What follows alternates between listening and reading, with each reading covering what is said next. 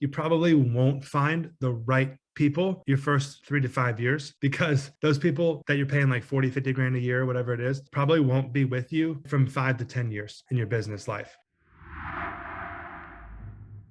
I do 90% of the work myself as far as like project management and stuff. Ultimately, I want to hire people and do more managing. How do you find the right people? Good question. People want to get paid as much as me, and that's impossible. How would you navigate this challenge? That's a really good question. So, Rusty, when you say 90% of the work yourself, I hope you're not slinging drywall, but if you're doing like all the accounting, project management, like superintendent, potentially estimating, sales, marketing, stuff like that, I did that. I don't know what year you're at as far as your business, but I did it for myself for at least the first 4 years. I had an employee or two here and there, and I was always cycling through the right people, cycling through the wrong people, actually try to find the right one. And to be honest, you probably won't find the right people your first 3 to 5 years, because those people that you're paying like 40, 50 grand a year, whatever it is, probably won't be with you from 5 to 10 years in your business life. Oh, he's slinging drywall, tape and floating, tile, painting, showers, everything, consultations and estimating as well. Yeah, dude, we've all been there. That's pretty intense. You have to read The E-Myth by Michael E. Gerber. Dude, it rocked my world. Sarah and Sarah's Pies. How Michael would consult with Sarah and help her realize that it has to be like a hotel that Michael was at in the book, the operations manual, which is everything I've been preaching on this whole call. It's like people have to know. You can't just be like, oh, I'm going to hire an accountant so I can make the pies. It's like, well, the accountant doesn't know,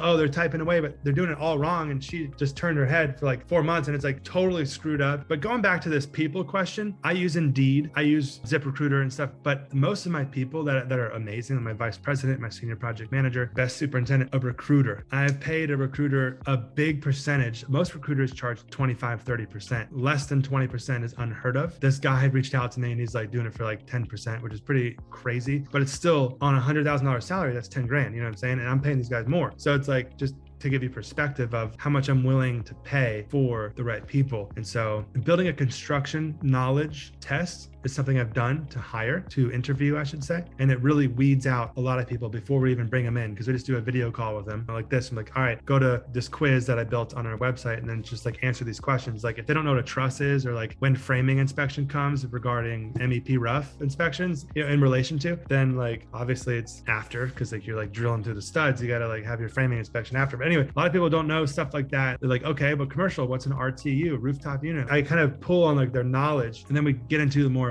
emotionally intelligent questions, as well within the interview. And then you can kind of find the right people there. But that's the trick of entrepreneurship.